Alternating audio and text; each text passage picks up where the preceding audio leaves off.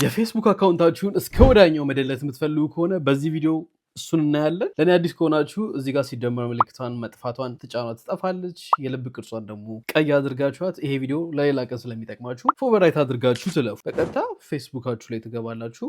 3 መስመሯን አንድ ጊዜ ትጫናታላችሁ። በመቀጠል ሴቲንግ ኤንድ ፕራይቬሲ ስር ሴቲንግ የሚል ታገኛላችሁ። እሱን እነካለን። ከዛ አካውንት ሴንተር የሚል ከላይ ይመጣል። እሱ ውስጥ ትገባላችሁ። በመቀጠል ወደታች ዝቅ ታደረጉትና ማኔጅ አካውንት የሚለውን ስትነኩት የፌስቡክ ገጻችሁን እዚህ ጋር ያመጣላችኋል። ከኢንስታግራማችሁ ጋር አገናኝታችሁት ከሆነ ምናልባት ኢንስታግራማችሁንም እዚህ ጋር ልታገኙ ትችላላችሁ። እኛ አሁን ፌስቡካችንን ነው የምናጠፋው። ካጠገቧ ማኔጅ የምትላለች ማኔጅ የሚለውን እነካልን። በመቀጠል ዲአክቲቬሽን ኦር ዲሌሽን የሚለውን መሀል ላይ ያለውን ትመርጣላችሁ።